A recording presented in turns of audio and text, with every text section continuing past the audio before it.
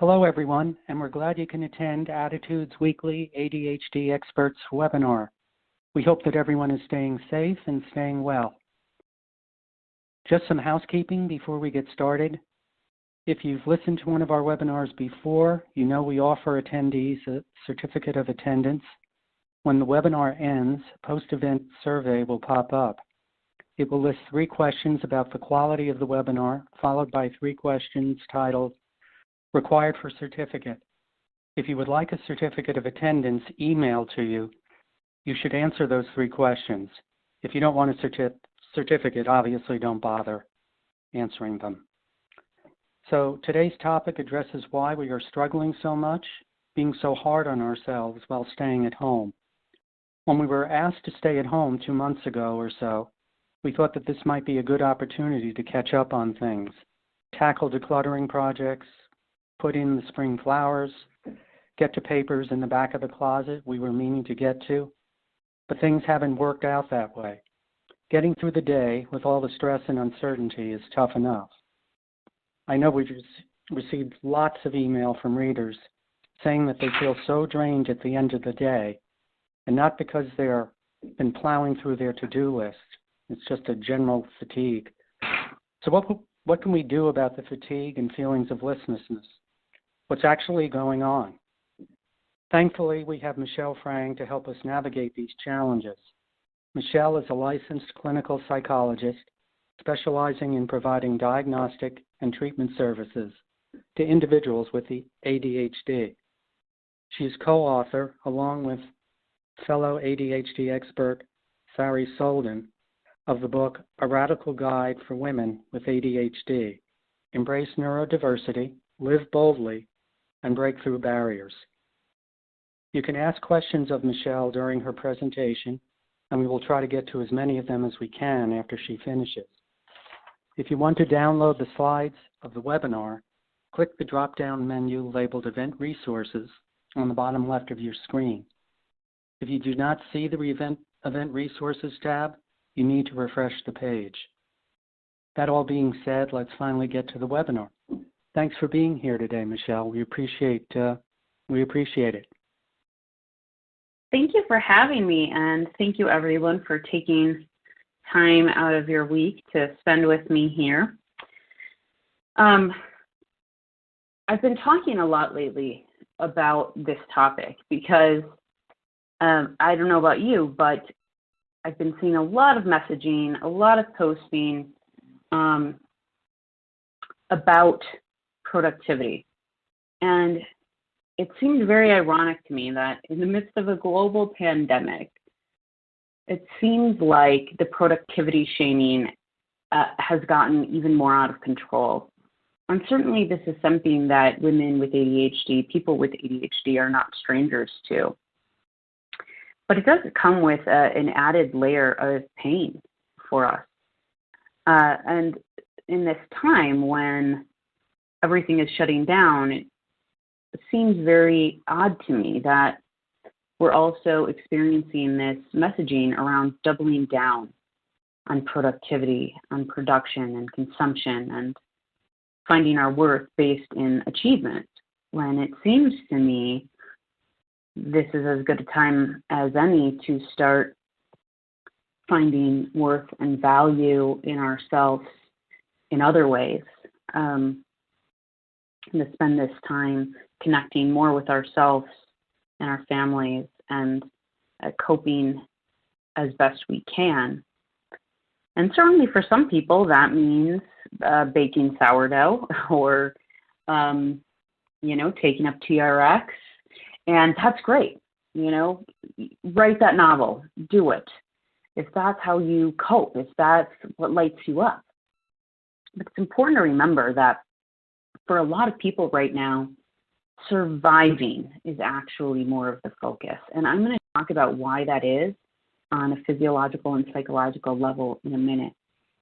But, we're not having a real conversation unless we first acknowledge the legacy of shame, burden that we bear as women with ADHD, that many of us do a lot of work on, and we talk about it and we're aware of it, But the truth is, it's hard to escape it fully when we live in a culture where, neurodivergence isn't exactly celebrated, where our brains work in ways that present real difficulties some days.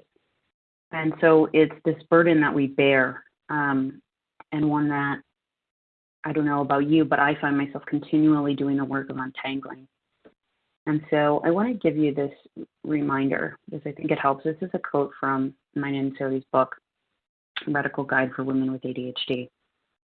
And it reads, during the course of our lifetime, we as women with ADHD learn through various channels the way we think, work, speak, relate, and act does not match up with the preferred way of being in the world. In short, we learn that difference is bad. And because we know that we are different, many of us also come to believe that we are bad. And I'm hearing this come up for a lot of people lately. The comparisons to what other people are doing, the shoulding of ourselves, even to our own expectations of what ideal coping should look like, leads down this slippery slope to we are bad. I am bad. I'm not good enough. And we get these messages in various ways. We get them directly. So, you're so careless. You're late. You're always late. You're just lazy. You don't try hard enough. We get them through they messages when people are talking about other folks around us. So, have you seen Susie's desk? Woof, right? I'm not having that person in my house for dinner, right? What are they going to say about my living room? Dumb messages are my absolute favorite. And they typically go something like, well, have you just tried using a planner? What about exercise? Maybe you're not exercising enough. What about omega-3s? Have you tried going gluten-free? Do you have reminder apps? Because I really find those helpful, right? Sarah and I call those dumb messages, and we have a lot of fun playing with those. As if I never thought of that, Sharon. I never thought maybe I should set a reminder or use a calendar. Thank you. My entire life has been solved, right? They're well-meaning messages, but they still sting, and they definitely add up over time. They communicate a sense of I need to fix you and I don't hear you. And the fourth one, I find we're getting a lot of right now, and that's absorbed messages. This is media. This is workplace, just like culture, things that are more implicit. And, the news cycle, especially with the COVID stuff, has been really round the clock. And because of that, it seems that our exposure to media is, more intense than ever. And so we're getting exposure to all of these messages about how we should be dealing with this. And the truth is, there isn't one perfect way to deal with what is essentially the global community trauma.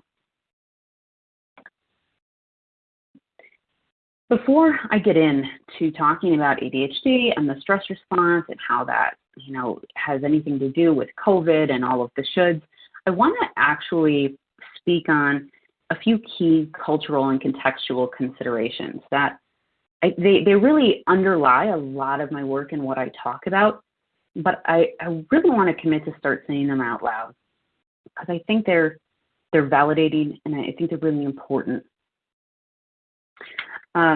These are like cultural truths that are they're systemic forces that really permeate the world we inhabit and certainly our inner lived experiences as women with ADHD. And I think they're important to talk about. So the first one, this should animate. Blaine, it's not animating. Do we know how to do that? There we go. Sorry. The first is that we live in a society where neurotypical patterns of behavior are considered normal. So if neurotypical is considered normal, and I, as someone with ADHD, who's neurodivergent isn't normal, quote unquote, then what am I? We're up against a lot of messaging about what that means, and it's not always stated explicitly, but it sure as heck is implicitly. And oftentimes our brains go to a place of less than. That's somehow normal, and by that we really just mean the middle of that bell curve, that somehow that is better, which leads us to our second one, that neurotypical behaviors are idealized. It's not just considered normal, but they're actually considered a gold standard. They're held in very high regard. Linearity, very neurotypical ways of being in the world. And so those of us, again, who are neurodivergent are left wondering, well, if I can't live up to that, then what does that mean about me? And oftentimes in our head, that can go to a really negative place, that it means something bad if we're not conscious and vigilant about that messaging inside of ourselves. But I found, too, that ADHDers tend to idealize neurotypicality and really minimize even the struggles that people who are neurotypical have. It's sort of like, just the grass is always greener, only a little bit different, because we really truly believe that their grass is completely green and ours is burnt to heck, and we live in drought zone and we're never going to be green, and theirs is lush and beautiful rainforest, right? It's not accurate at all, but we tend to fantasize and idealize and hold that in our mind's eye, and that really gets in the way then when we're appraising our own behavior. Another important point, because we're going to talk about comparison today, is that social comparison or social referencing is innate. It's ingrained in us evolutionarily for survival. It made a lot of sense for us to reference the group and say, everybody else is running, there's a fire coming, or we're in danger, I need to hop to it. The thing is, research has also found that we are notoriously terrible at being accurate in our appraisals of ourselves, and especially our comparisons of our own traits or behaviors compared to other people. And that's true whether the behavior is, something that's desirable or not desirable. We're just really bad at making those assessments. So while I think it's important to recognize, I'm going to compare myself, that is sort of where our brains go, it's also really important to remember we are really bad at that. But oftentimes we're left asking, if I don't match up, if I really do feel like I'm an outsider, then how is that okay?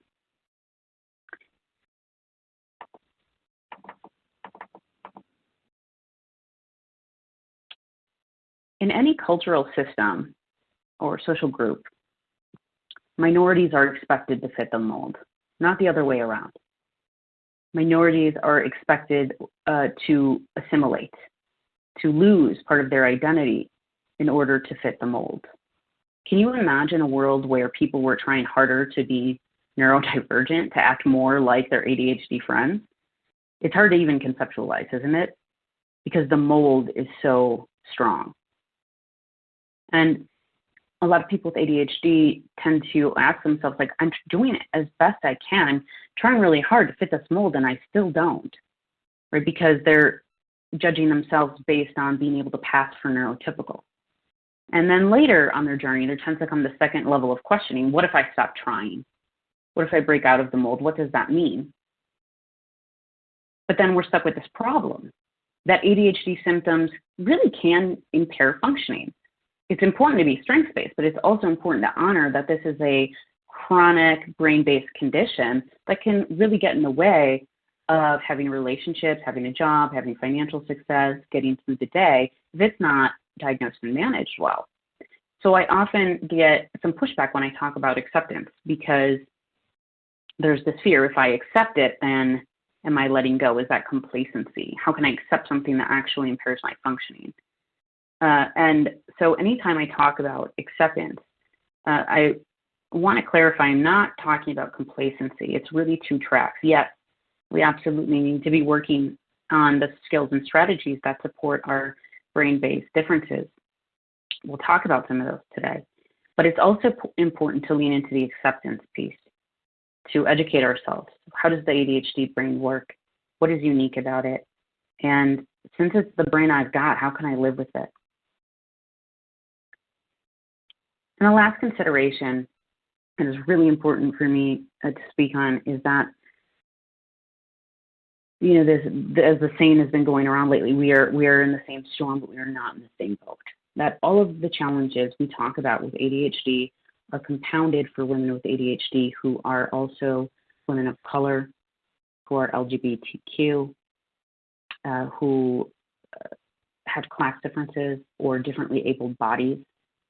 This is intersectionality. And so the more different, like the different levels of discrimination you experience out in the world every day, obviously those compound exponentially. And I just want to honor that complexity before we move forward and honor that everyone's experience, especially right now, is a bit different. So now let's get into ADHD and COVID and stress, as if I really need to tell you, because I know you feel this in your bones. And I want to preface it again by saying everybody experiences ADHD and stress, and especially COVID stress, very uniquely. Some people right now are finding that they feel relieved.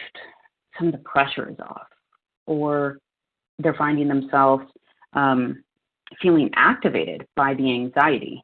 They're able to start and get things done. And so all of the chaos and the intensity of what's going on out in the world is kind of serving as a dopamine and norepinephrine stimulator in a way. It's the adrenaline is keeping them going. And yet other people are really back to that familiar feeling of treading water just to get by, just to stay afloat. And that the scales have really tipped for them in terms of their ability to cope and the demands, you know, on their resources. So let's talk a bit about the ADHD brain and some of those intersections. The first is that the ADHD brain struggles with emotional regulation. People with ADHD are easily flooded, tend to be highly emotional, low frustration tolerance. And that isn't always a bad thing. Sometimes that's of benefit. But it's also overwhelming, and it can be uncomfortable. And if we're not coping well with it, it can definitely get in the way. And right now we're in a period of heightened emotions anyways. So if you feel all up in your feelings right now, that is totally to be expected. I'm seeing a lot of increased anxiety, seeing a lot of increased issues around like regulating mood and depression. I'm seeing loneliness. I am hearing a lot of struggles around body image and food. We put a lot of on our body, right? So some of it's coming out that way. A lot of feelings happening. The second piece is that the ADHD brain already struggles to regulate arousal states. You know, if you look at brain scans, sometimes the ADHD brain is hyper-aroused, sometimes it's hypo-aroused. And actually, this is why people with ADHD fall asleep when they're bored or understimulated. It's not about fatigue. It's about alertness and arousal pathways not being properly regulated. So falling asleep in class, long drives, right? I know a lot of people with ADHD can't drive very long distances because of this. So we struggle already to put our foot on the gas and then put our foot on the brakes and then do that dance between the two and make our lives move. On a daily basis, it's already somewhat challenging. But it's certainly even more challenging right now when we're in this like vortex, right, where there is an external structure. And we could really use the ability to start and stop and regulate the hyperarousal. The thing is, stress drastically impacts our arousal state. I'm going to show you a slide in a few minutes that's going to explain this in more detail. But regulating our energy levels, our like this feeling of being able to get going, this feeling of being able to fully engage and be present, that is being taxed right now in a way that is unusual for anyone. So you add ADHD and you can see where it'd be extra challenging. Many of you have probably heard of the default mode network. It's fascinating. It's an area of growing research. It is a processing network in the brain, and it's best buddies with the task mode network. Now, this is totally going to surprise all of you, I know, but in the neurotypical brain, the default mode network, it's the mind wandering. It's sort of like it's ongoing chatter, or that, you know, that stream of consciousness, the ticker at the bottom of the ESPN, you know, or CNN. And in neurotypical brains, it pauses or shuts off for a bit when someone's engaged in a task, so that the task mode network can do its dance, right? They kind of have a duet. And I know this is going to shock all of you, but with ADHD, that doesn't happen so smoothly, right? They don't do the dance in time. And the default mode network just won't stop. So this is where we get the mind wandering. This is where we get the inattentive mistakes. But the cool thing is, another word for mind wandering is creativity, right? So again, like two sides, same coin. But the default mode network, if it's not like turning off and we're in a space of anxiety, then we can really get ruminative. It's also linked to the hippocampus, which processes memory. So we can maybe ruminate about the past, or that thing we said in the third grade over and over, won't let it go. Or, you know, even just like incessant chatter in the mind, not being able to shut that down. And again, you can see where if you're dealing with the stress of the global pandemic, maybe you're ruminating more, and that inner chatter is even harder to cope with. The next is misperception of time. All of my clients right now are just like, oh my God, will this ever end? Like, when this every day feels like 5 minutes and 10 years all at once. And that sense you have about time being more fluid for you than your neurotypical peers is true. It's true on a neurological level. There is a different way that the ADHD brain processes time. And, you know, it gets kind of into the complicated neuroscience, but suffice it to say that the ADHD brain also has some difficulty around seeing ourselves in the future and holding the future in like high regard in order to act on it now, right? So like a lot of people with ADHD say, I've never been able to really see myself in the future. Future goals are very abstract for me, and they don't hold much like emotional weight, or they do, but I can't meet the future with the present. So we're stuck in this time vortex when we really literally do not know when this stressor, this trauma is going to end. And then you add misperception of time. You see how, understandably, you might feel a bit disoriented. The ADHD brain craves stimulation. And this has to do with that dysregulation of dopamine, which is the neurotransmitter that it's a pleasure chemical, it's a reward chemical, it's a released when we're, you know, engaged and stimulated, it's saying yes, keep going. And for people with ADHD, I often hear things like being bored physically hurts. Like it's, my body doesn't feel good, it's uncomfortable. Or boredom is a quick slide into depression. And that makes perfect sense, right? Like if your dopamine is crashing, your mood is going to crash too. And if you're someone whose dopamine is not working, you know, as it should, then it's a deeper fall. It's a quicker rise, but it's a deeper fall. So the cool thing about the ADHD brain craving stimulation is also hyperfocus. And some people right now are really finding that to be wonderful coping mechanisms, that they can hyperfocus on some special interests. Of course, then, right, we get into that trouble of like the pseudo-productivity, where maybe we're hyper-focused on the really fun, interesting, special interest thing. And, you know, meanwhile, there's a work deadline or what have you. Also, people are seeking out maybe old ways of coping. Snacking. Anyone else? Anyone else with the snacks? This is the virtual space, and I can't see you all, but I have a feeling at least 1 to 3 heads are nodding. A lot of snacking, a lot of using alcohol or video gaming, or just really getting lost in things that produce that dopamine rush right now and getting a little stuck in that. Now would be a great time to fall back on routine, right? Because routine gives us the predictability that the world can't.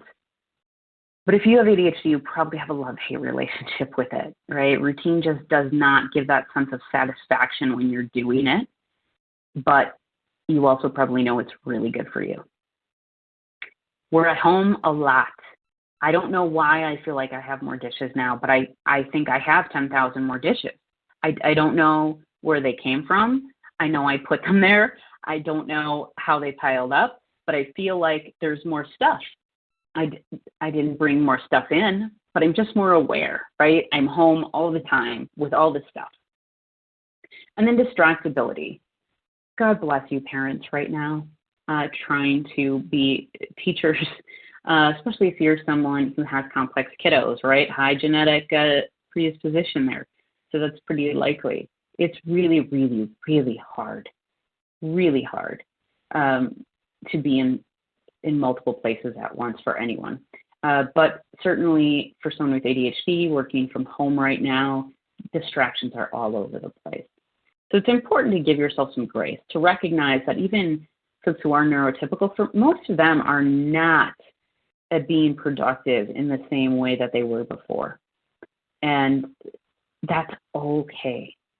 So I'm hoping that running through these 2 slides just validates a little bit of what you're experiencing, kind of calls out and gives some names to what it's like to have ADHD right now. This slide is the one that I really want you to kind of freeze frame in your mind or take a screenshot of, because I find it a really helpful model to help us regulate. And this is the window of tolerance theory.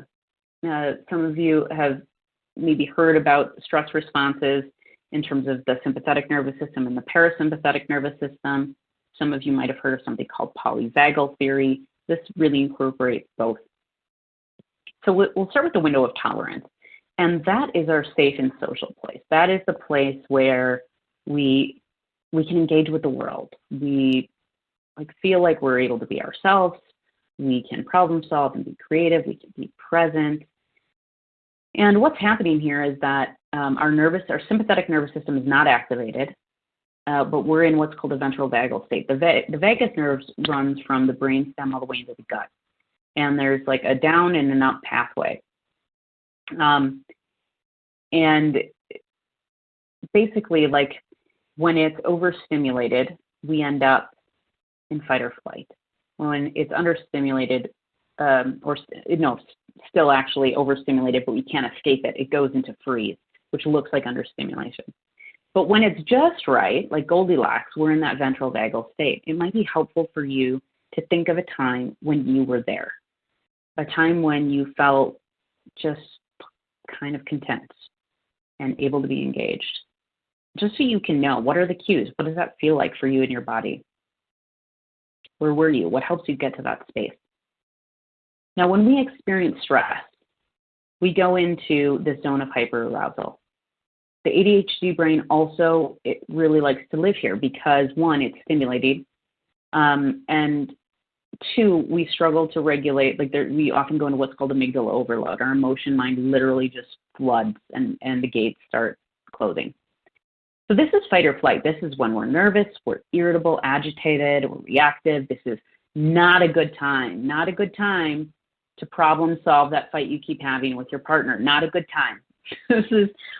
We literally cannot access our reasoning and our executive functioning as well when we're here, because everything in our body is going to fight or flight. Now, when we can't escape the stressor, it just becomes too much, we go into overwhelm, we go down to that blue box, that hypoarousal. It's a dorsal vagal freeze state. And it's really the protective path of last resort. We're very disconnected. You might physically feel very tired or out of it, a little dissociative. People who have experienced trauma might experience this even more profoundly. But I think what I find fascinating, and I think you'll notice here, is that, boy, the ADHD brain sure seems to bounce up and down between these three levels a lot, like even without a global pandemic. But now we're faced with a community trauma that our brains are literally made for. That's what the sympathetic nervous system is here to do, is to be aware of a threat and protect us. And so every day we're kind of, we hear about COVID news, maybe we get a little bit hyper aroused, but we come back down to window of tolerance. But then maybe we get an urgent call from the boss at work, and, being the ADHD we are, we assume that means we've done something wrong and are going to be fired, even if they're calling to give us a raise. And, we get ourselves worked up. But then they find out, they're calling to, praise us. We did a really good job. Back down to the sunny zone, window of tolerance. But then maybe the dog pukes and the kids start tantruming, and, the news comes on again and it's bad, and, your partner starts coming down with a fever. It's too much.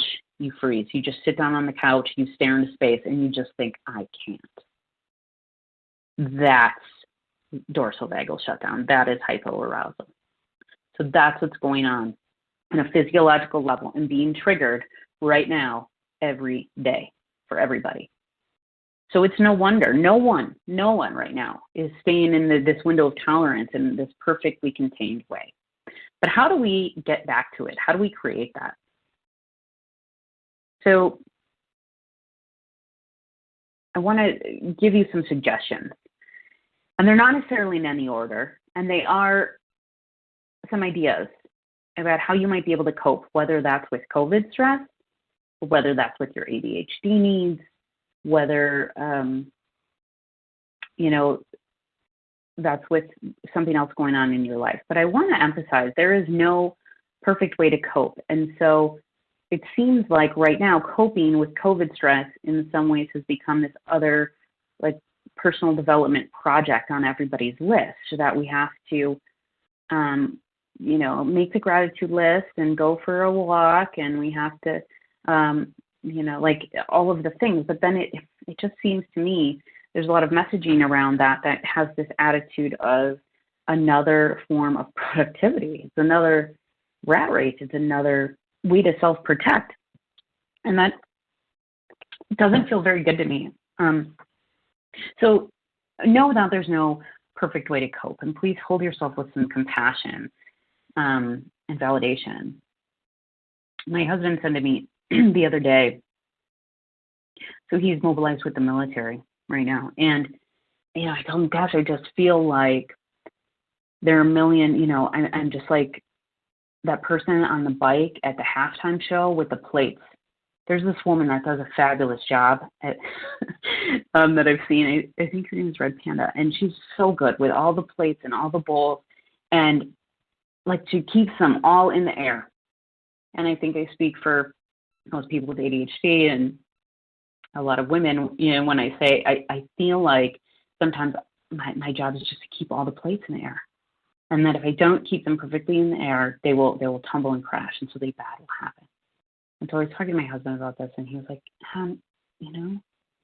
what if it's okay to let some of the bowls break? What if it's okay to just survive?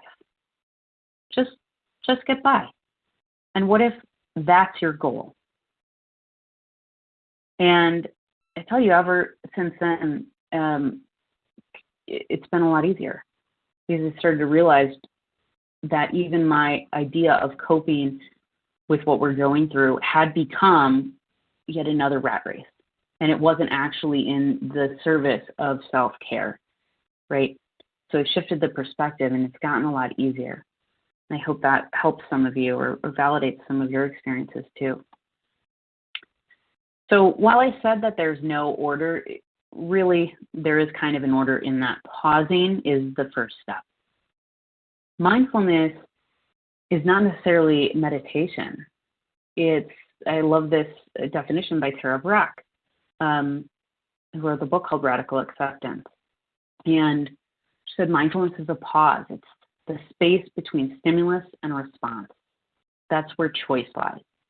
And that is absolutely accurate. When we put on the brakes, which the ADHD brain does not automatically do very well, we are able to create this space to regulate so that then we can actually access our reasoned mind, our wise mind, and come up with some solutions. First, we have to pause. The second step is to create safety, and I highly suggest you pre-plan this. Think about, there's this concept called coping ahead. What does it look like to cope ideally with XYZ situation in the future, whether it's the comparison meltdown, the shame spiral, or just like not keeping up and feeling fight or flight or frozen? How do I cope ideally with that? And the first thing that looks like is to create a sense of safety. So how do I create safety? Have some things in mind. Emotional and mental safety look like taking time and space to regulate. We need about 20 to 30 minutes for our nervous system to, drain the flood on average, sometimes more, and that has to be okay. Remember that right now we're in this space where, like, we can't regulate if we don't feel safe, and yet we're in this space where, like, day in, day out, there's a lot of uncertainty around safety, emotionally and physically, like very literally, but also just in terms of the unpredictability, right? There aren't these like boundaries, there aren't things to look forward to, there isn't predictability. So taking time and space to regulate right now is super important.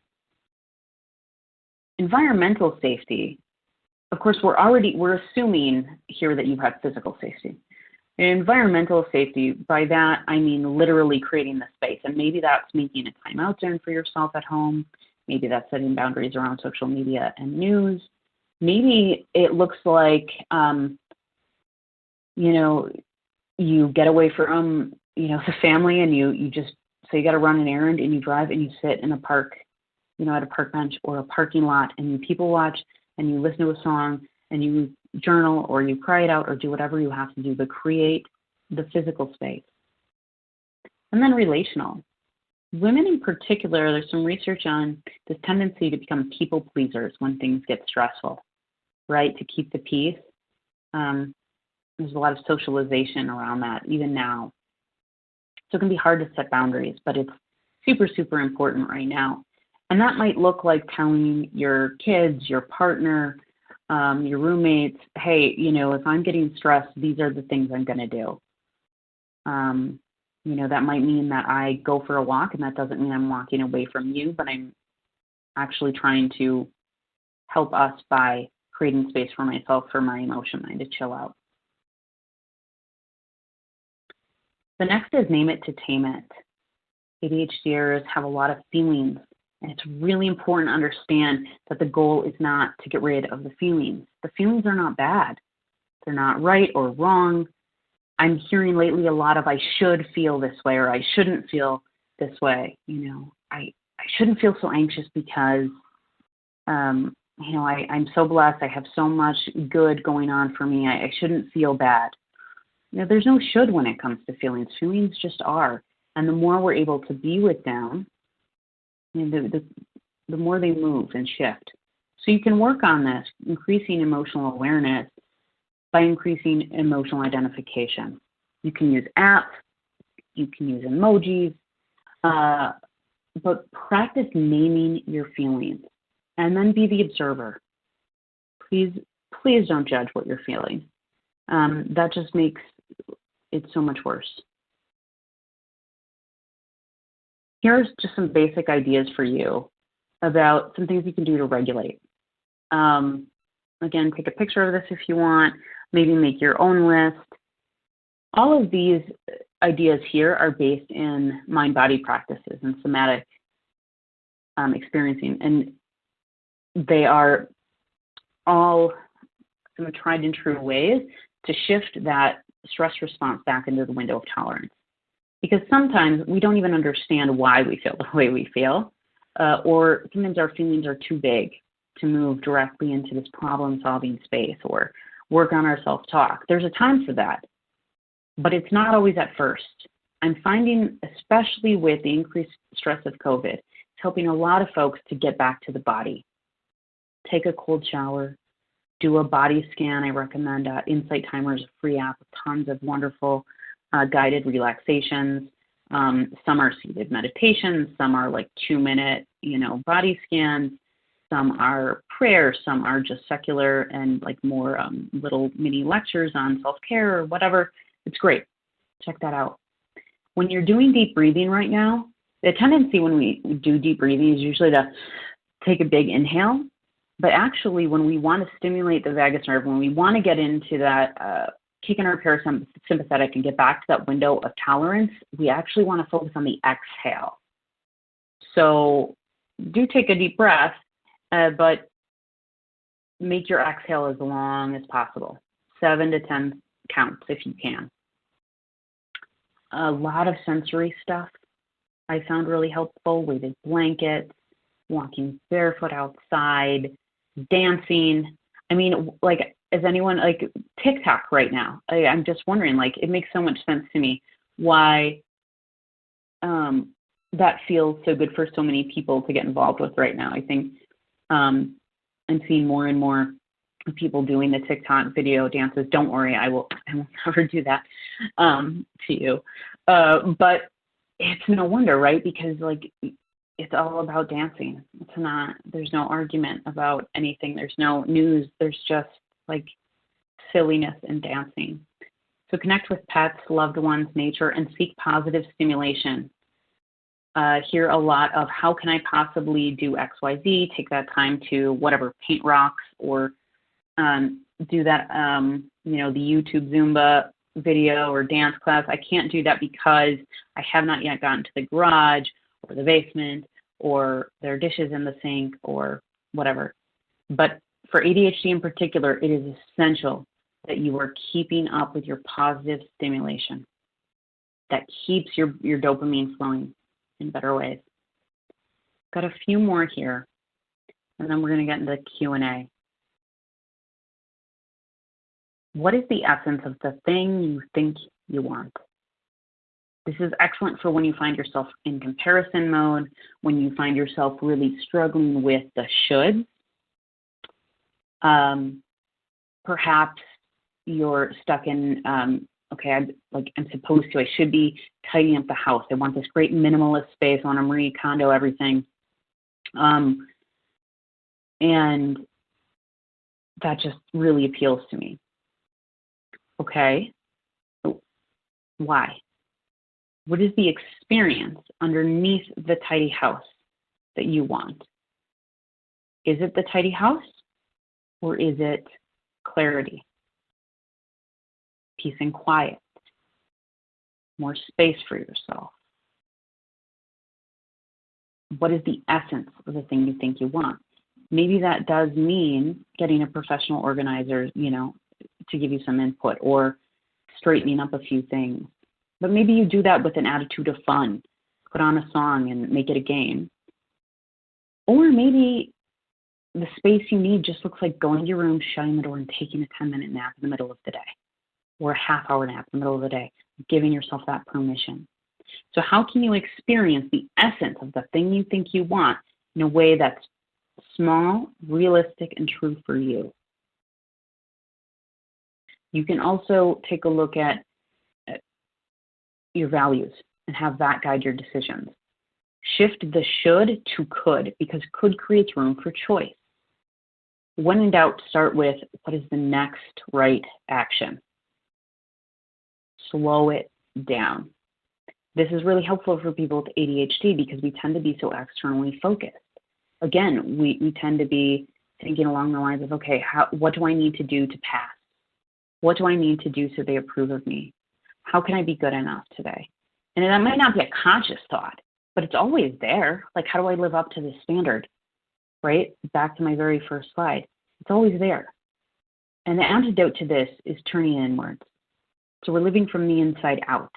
ADHDers are great at living, from the outside in, all the things. We notice all the things, and that's great. But we need to start within. How do I want to show up? And the last piece is just attuning to yourself. These are just this is a nice alliterative way to outline a few ADHD needs. But I think the bigger point here is attunement, because as someone who is neurodivergent, we are always experiencing these moments of misattunement with the world around us and even our loved ones, where there's misunderstandings or breaks in connection. And so we start to heal that by tuning to ourselves, by not recreating the neglect that many of us experienced, or rejection and judgment many of us experienced elsewhere in our lives, right? So it's turning towards, and here are just a few ideas. Success, set yourself up for success, get some support, create some small flexible routines, and take breaks. And to end, this is a quote I love, because I think it's important that we let this time impact us, that we let hardship impact us, that we sit with that and allow ourselves to not do it perfectly, because that's how we learn to trust ourselves and we learn we are strong. So the quote is, let difficulty transform you, and it will. In my experience, we just need help in learning how not to run away. Pema Chodron. So we now will open it up for Q&A. That was excellent, Michelle, really. So insightful. Thank you. And a lot of questions as a result of it. One woman is asking, I want to stop trying to fit into the neurotypical mold, but my therapist insists this would be a quote-unquote bad idea. What should I do? I'm 60 years old and tired of faking it. I guess my question is, what does it mean to you to not fit the mold, and what does she mean by bad idea? I do find that there are clinicians out there who sort of collude with this idea of needing to be fixed, and they take their cues from you. So they might even, try to bring in the planner and do the time management, because that's sort of maybe the anxiety you're bringing and putting out, and then they want to help you. And so they sort of collude with this idea of finding the way to pass. And I do think it's a dance, right? Like, if breaking the mold means just being more of yourself, but that's still in a way where you're functional, then that's different than I'm going to break the mold and I'm like completely going to go off grid with no plan and no social support. And, so obviously it really depends what you mean. But I would really ask her, I'd be really, really curious, what makes you think that? What are your fears from you? What are your concerns? Perhaps you two will have some different meanings, and you're assuming you're talking about the same thing, but you're not. That's my thought. Uh-huh. A lot of questions, I should say several, on polite responses, or maybe but effective responses to people who are constantly shoulding people with ADHD. I mean, is there a constructive response that doesn't make, other than just sort of blowing up and getting angry? I think it depends on exactly what is said, how I might phrase a response. But, obviously, like, if you need, take a moment to take yourself out of the scenario to regulate. Because again, remember, like, if we feel too much fire in our belly, we don't say the things we really want to say, and then we regret that later. So pausing for a moment. And what I found to be helpful is to get curious. Like, what is that other person so afraid of? What does that other person think it means if you do this in this certain way? Like, there's a meaning they attribute to that is good because, and maybe there's a better understanding you can come to.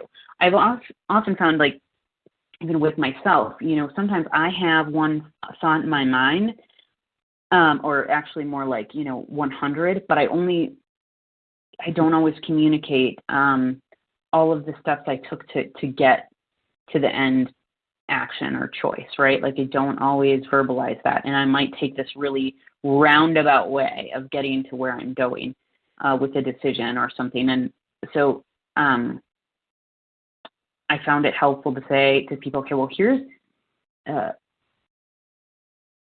the way I'm thinking about this. Here's where my mind went, and break it down. Because sometimes with ADHD, our thoughts go so fast, we skip a million steps. And sometimes there is a disconnection or a misunderstanding in there around what it is we mean or are doing. Some people might be trying to make things okay for us. They might be saying, well, I thought you wanted me to,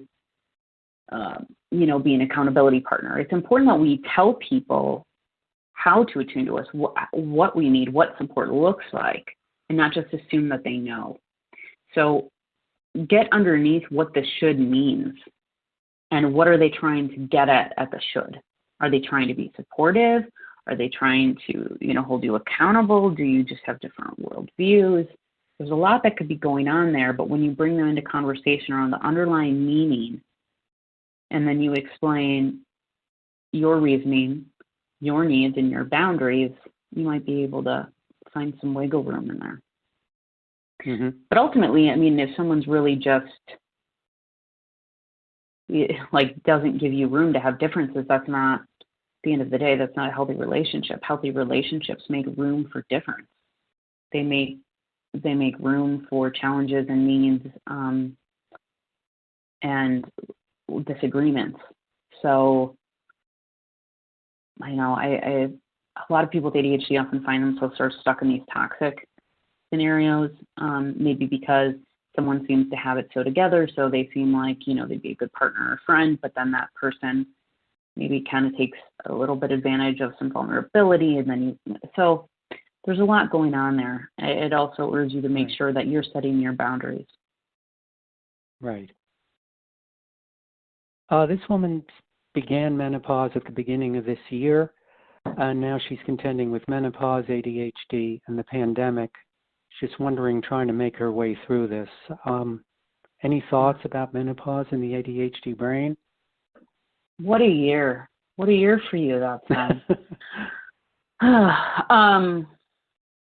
Right, is it like, are you like, you've got to also be wondering, am I having like a hormonal symptom, or, am I getting the COVID? I feel like everyone's like, is it allergies, or am I getting sick all of a sudden too? So there's a lot of like anxiety around body right now on top of it, right? So it's important to know we're still learning a lot. Historically, there's obviously women have clearly been left out of the medical literature. Hormones are really hard to study.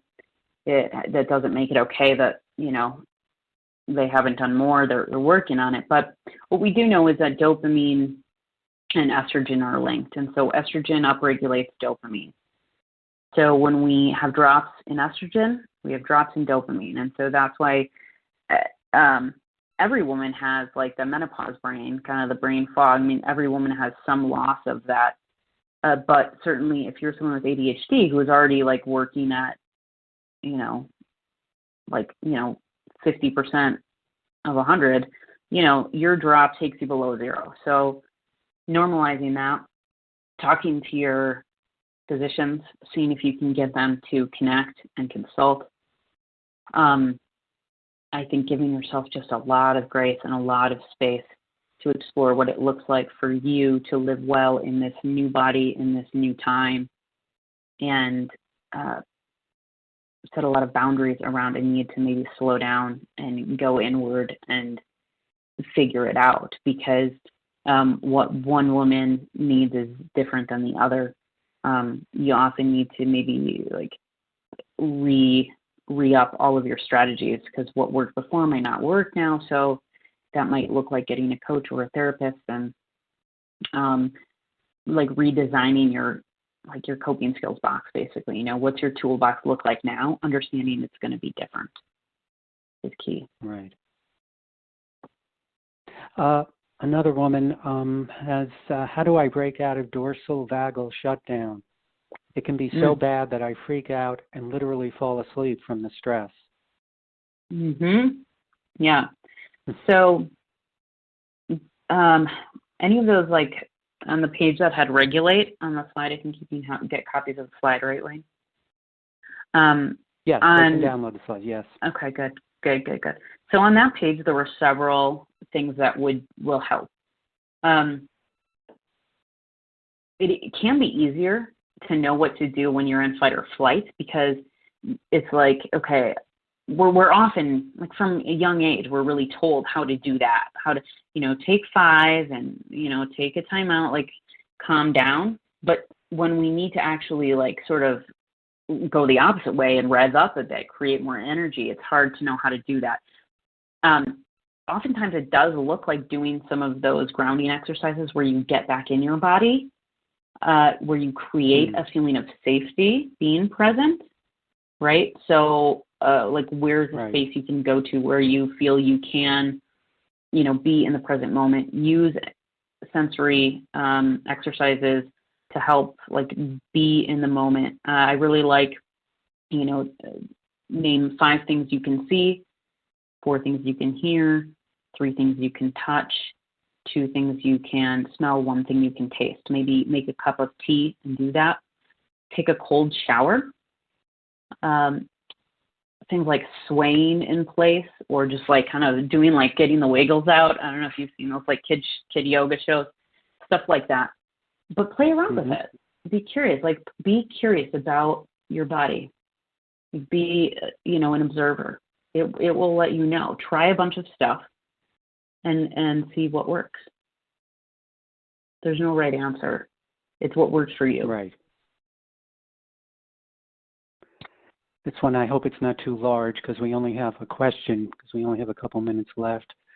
Okay. But how does a woman with ADD move past the paralyzed overwhelm?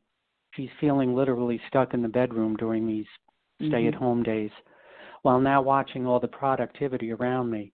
Someone tells me to take a bath. It's well-meaning, but I feel like it's in order. How does she wants to know how to get her brain started because her brain doesn't come online until the middle of the afternoon, and then she's into supper and sleep. So, so I guess overall it's get moving somehow or try to find motivation. I think, well, yes, and, the ADHD brain doesn't experience motivation the same way. It can't really be counted on. So it's more, okay, how do I act? Like, how do I, kind of do it anyway? Like, how do I create a shift in myself in this moment? You might need to, do a quick deep breathing, just like whatever you can do sensorily to get present in the moment and just take a breather before you can activate. But then try some things that might be a little bit activating. Maybe just a change of space, open a window and the blinds, put on a song. Like, think in terms of how can I create a shift in my energy, a shift in my body sensations right now. Maybe that starts with just paying attention to them. Oftentimes when we're in that state, we start disconnecting even from ourselves and numbing out. So it can be helpful to bring your attention to your body. That like progressive muscle relaxation, you tense up your fists, you make them into balls, tense, and then relax, and you notice the difference. Something like that, hold ice cubes, like something that will bring you into the present. And then you might have the space to sit down and say, okay, what is the one thing I want to do today that would feel good for me? And break that down as much as you can. But you're having a trouble bridging from right now to using the strategies that probably like have helped you in the past.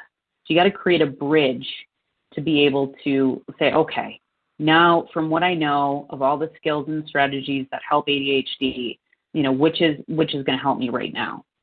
But you might need to create some activation first, like we were saying.